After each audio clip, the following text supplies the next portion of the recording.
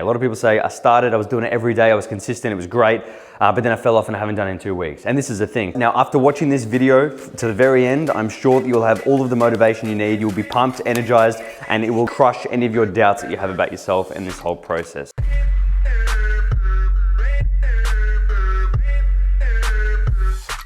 Okay guys, so before we get into the video today, I just want to give a quick special mention and shout out to Legend London, the sponsor of today's video. If you're not sure who Legend London are, you're probably new to my YouTube channel. All good, welcome as well. But they make the best jeans, so comfortable, and they have a sale on all of their jeans right now. So highly recommend you check them out. I'm going to show you which ones I'm wearing right now. They're the black graffiti ones. Well, hang on. So guys, these are probably my favorite Legend London jeans. These are the graffiti jeans. Everybody asks me where I get these from.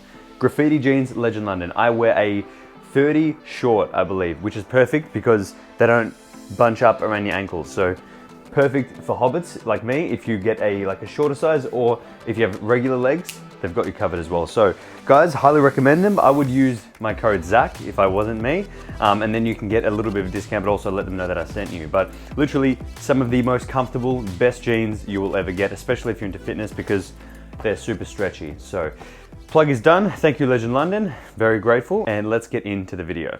So I'm gonna give you guys 5 tips in this video. 5 tips of how to stay motivated and really kind of dig deeper on what it is to be motivated, especially in the realm of fitness. So for the first one, I'm gonna say it's basically just, it's not really a tip, but it's just a little insight, something to know that it gets easier the better you get at it. So in the beginning, it's always hard. You're gonna need to push it. You're gonna need to stay motivated. Everybody says, don't be motivated, be dedicated. Yeah, we get it. But in the beginning, you're gonna need to just pull it out of somewhere. Just get that drive. Just basically, I feel like for me, if I'm trying something new and I'm really trying to push past it, this is when you're forming the habits. This is when you just started and you think, damn, this is getting hard now. Nobody's watching me.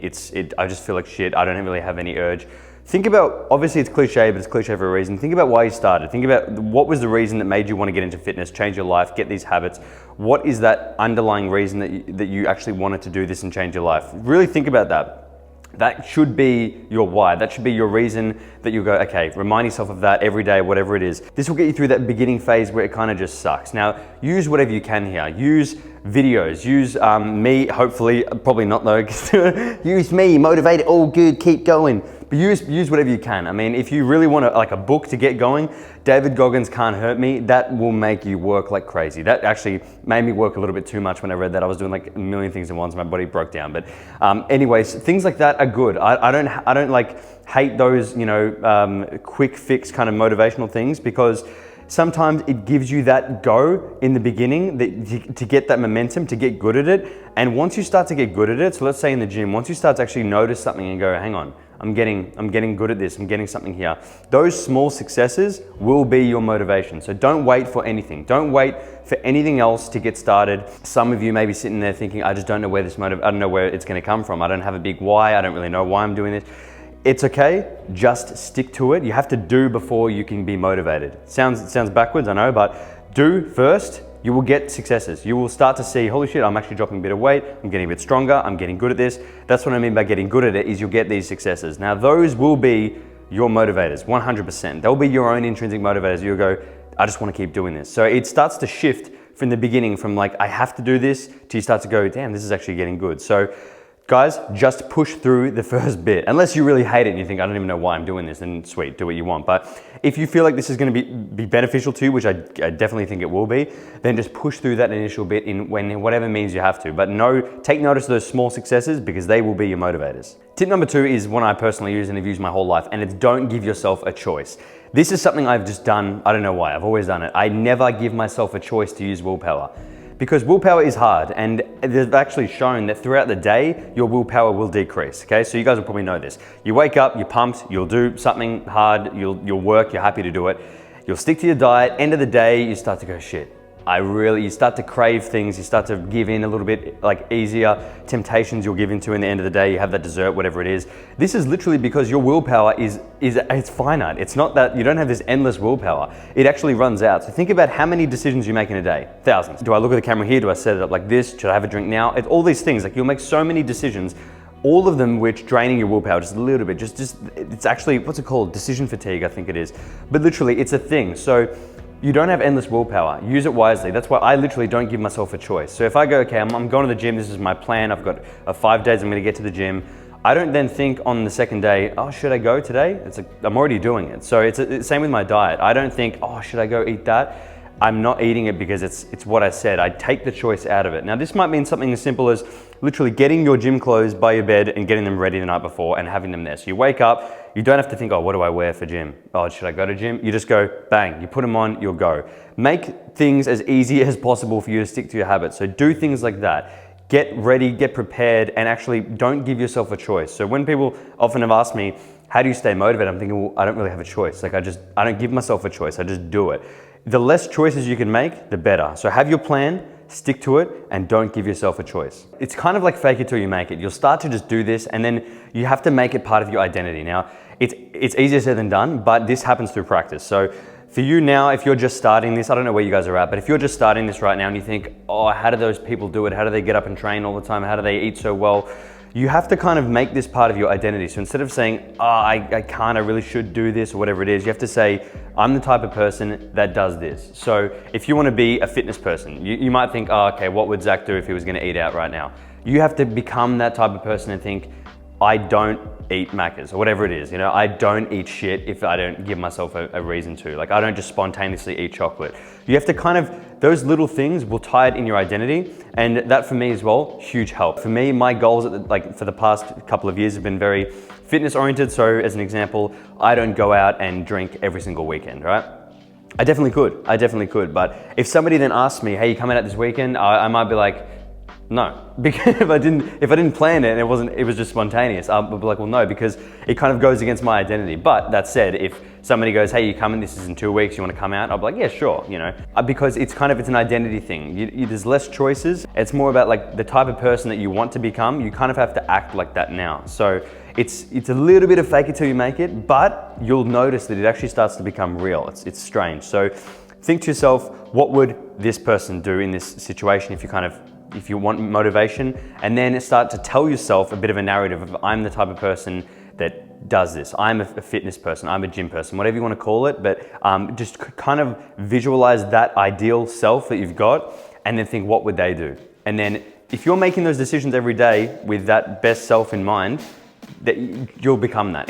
Trust me, it happens. It's weird. Now, a little less woo-woo, more actual practical stuff in the gym is focus on the progression. Now, a lot of people start and they have the goal of aesthetics. So they want to get leaner, they want to build muscle here, get a bit thicker, whatever it is. But the goal is purely aesthetics. You're fixated on the goal, you're fixated on your end body. So I'm just thinking of me when I started.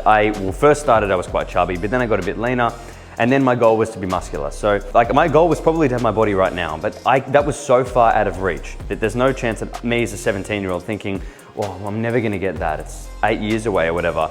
It's crazy to actually have that goal in mind all the time. So what I would say is set a goal and think, this is my physique, this is what I want, and then now focus on the process, which is the workouts and the diet and everything. So with your training, focus on the process, which is progression. Focus on getting stronger, getting bettering your form. My app, shameless plug to my app right here. I've given videos in the app to show you guys better form. So if you want, you can go ahead, see how I do something, see how you do it, film yourself, try and better that whole process, as well as trying to get stronger in the gym the whole time. So you have to focus on the little wins. So if you just look at yourself in the mirror every single day and think, am I changing? You're not gonna be satisfied and you're gonna feel like shit. So what you should do is focus on the little numbers that add up over time. So focus on your bench press getting a bit stronger, adding one more rep, focus on and enjoy that process, because I guarantee it's very fulfilling. It's satisfying because you're literally improving every single week because you're looking at different metrics. You're not measuring yourself on how I'm looking, you're measuring yourself on how you're performing. And that I think is very, very big in terms of sustainability, because if you think your goal is bench, let's think your goal is to have a massive chest. Let's say guys, yeah. Let's say guys. Your goal is to have a huge chest. Then what you're gonna do is you're gonna think, okay, great, I've got that idea, forget about it. Now let's focus on my bench. Maybe my goal is to get 140 kilos for 10 reps. If you get to the point where you can do 140 kilos for 10 reps, you're gonna have a huge chest. But the difference being is that process of one more rep is gonna be way more enjoyable and actually sustainable than just thinking, am I massive yet? So Focus on the process, very cliche, but it is so true, and kind of ignore that little goal of the long-term goal. This shit takes ages. Be patient and find the joy in the process, even in the kitchen. Start cooking meals, enjoy cooking food and learning a little bit more about what's in it. That is enjoyable in itself. So when I've been approached by countless meal prep companies, and I've worked with some and I literally had to stop it because I'm like, I enjoy cooking, and getting somebody to give me a meal takes the fun out of it, and it takes the control and the joy out of the little things. So I try to tell people, really experiment in the kitchen, get creative, enjoy cooking, and actually take some pride in it. Shameless plug to my pre-workout pride. Now the next one, focus on the mental benefits of actually pushing yourself. So on the days where you feel the worst, when you really need that motivation, they are the days that you will feel amazing if you push through your session. Now, I personally believe this is a mental thing because you're feeling like you're getting a bit squashed and then you somehow get this urge and overcome it and then you feel great. It's kind of like you're winning a mental battle. So I find that with just my training in general. Every set, when I think this is gonna be a hard set, say I'm doing legs, which sucks, it's rare. I'm kidding, I train legs. But let's say I'm doing legs and it's a really difficult set. I know I'm not gonna build muscle in that set or that session, right? I'm cutting, so let's say I'm dieting. I'm not gonna build muscle in a session dieting. There is no reason physically why I need to take that set to a very painful end of the set. There's no real need, right? It's all mental for me. So I will use that and think, great, I have a chance now to push myself mentally. So look at that aspect of the mental benefit. If you can train every single day and use that hour and a half of really pushing your mind and mentally just pushing how far you can go, you'll be surprised how much that actually carries over into other benefits, because you'll be more self-confident. You'll know what you're capable of. Imagine, like, let's compare it to Jerry off Rick and Morty when he's a little slug. Compare that to somebody who's like, you're capable, like David Goggins, who's just a beast. You know what you can do. Think about the difference in self-confidence of thinking, yeah, I can push myself, I'm capable of overcoming challenges, versus I'm a spineless slug and I'm scared of things. So for me, a big one in the gym is using it as a mental, basically just training your mind to push yourself further. See how far you can go to physical failure. See where your mind, how much you can train your mind. It's really, really powerful, and I guarantee it'll carry over to your work, your school, whatever it is, but use that as a little bit of just a mental training. Now, my final tip, which kind of wraps up a few points as well, is to make the whole process enjoyable. Make your diet enjoyable. Make sure you're cooking, you're eating good food, you're enjoying the process. This shouldn't be bad, all right? It can be difficult at times. It can be hard. Your body obviously doesn't want to get rid of all the body fat. You have a tendency to actually store body fat as people. So it's gonna be a little bit difficult, but it can be fun, and it should be fun. My meals that I give you guys in my coaching app are nice. You know, the foods I cook for myself are nice. I'm not sitting here eating chicken and broccoli all day because that's just lazy. That's laziness of not knowing what to eat and just thinking, oh, I'll just have that because it should work. So your meals should be good. If they don't taste good and you don't like them, you're doing something wrong. You need to kind of look back and go, okay, what are we doing here? This is a long-term thing. It's a lifestyle, and it's actually a good lifestyle. It's not that hard. It's not as hard as what people think. People just don't know where to start, really. They think, oh, well, I don't know how to cook. Okay, cool. Let's learn. Teach yourself how to cook. Talk to your family about it if you still live at home. Get your mum to, you know, have a bit more of a say in the cooking process and start to enjoy the whole process as well. So a big thing is the diet. I think that makes up so much of it because it controls everything outside the gym. Is like, what are you eating? And that's going to dictate what you're doing in terms of your composition. So your diet has to be enjoyable. You have to have foods that you like. There is something to say about moderation and everything in moderation. But that said, I'm not a big believer in like just if it fits your macros, eat a bunch of sugar, eat a bunch of whatever. I'm still a big believer in whole foods. You'll feel better if you get all your nutrients through your foods and you're getting a wide variety of unprocessed foods. I definitely believe that. But that said, if you really feel like some ice cream and you're getting in shape and you feel good, just have it. You know, it's fine. I really don't want you guys to develop a bad relationship with food and go down this rabbit hole that dieting will get you down. So just, I mean, this is a whole video topic in itself. I'll make another one on this, but just as a warning, like if you don't like your food and you're constantly just pumping it down, you're thinking, oh, the weekend will be all right. You're just focusing on like, this will be over. The sooner I'll get this, then I'll be able to have that. And it's really not the right way to go about it. Like I used to diet Monday to Saturday. Sunday, I'd have a full cheat day. It was just binge mentality, full binge behavior. I didn't enjoy my food Monday to Saturday, but all I was thinking about was that one Sunday. So that just leads to yo-yo dieting. That's why people can't stick to diets, because they're not actually enjoying the process. They're not enjoying the diet. And it is easier said than done. But I guarantee you, if you focus on enjoying the process and maybe having a little bit extra calories of like, if you love putting Kewpie mayo on everything like I do, then I'm fine with that. People go, oh, you can't have mayonnaise when you're dieting, and there's me just pumping Kewpie over everything because it tastes amazing.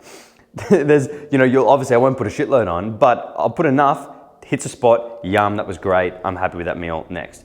It just makes life enjoyable. We're not in this to just be tortured the whole time. And you shouldn't have to torture yourself through this process. So my aim is to get you guys to enjoy this process and get to the level that I'm at, where you don't need motivation. That's the thing. It's just my lifestyle. I enjoy it and I want to get others to do the same. So it's kind of like in the beginning, it's shit. Use these little tips, get better, push, see the success. You'll find it, enjoy it, and then you trust me, you won't need it. So I really hope that that kind of cleared it up a little bit, gave you guys different insights and maybe what to do from here, and you can kind of reflect on that. And if you do fall off the wagon, don't beat yourself up about it. Just do it again the next day. A lot of people say, I was doing it every day, I was consistent, it was great, but then I fell off and I haven't done it in 2 weeks. And this is the thing, people love extremes. They'll go from loving the diet, smashing it, they're motivated, then they stop, and they're really scared to start again because it's like they're admitting failure, so they'd rather just never do it again.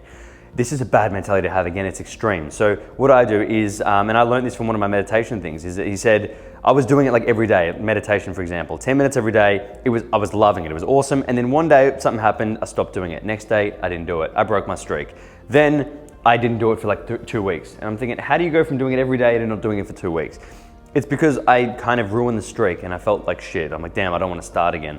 But then I actually listened to in one of the things that said, if you break the streak and you fall off the wagon, you don't need to do it every day, you just need to do it most days. And that was like in my head, I went, shit, the pressure's off entirely. You don't need to be perfect every day, guys. If you have one bad day, don't worry about it. Get back on track the next day. And what that's gonna mean is you'll be perfect 80, 90% of the time. If you're perfect 90% of the time, you're on the right track. It's better than being 100% and then nothing for a while. So if you fall off the wagon, you lose it, you lost motivation. Right now you're sitting there thinking I haven't done anything when I should have in a week, 2 weeks, whatever it is, just start tomorrow. Use this, start tomorrow, start again, take the pressure off yourself, and then you're going, the ball's rolling. So guys, that is it for this video. Hope you enjoyed it and took something out of it. If you did, comment below.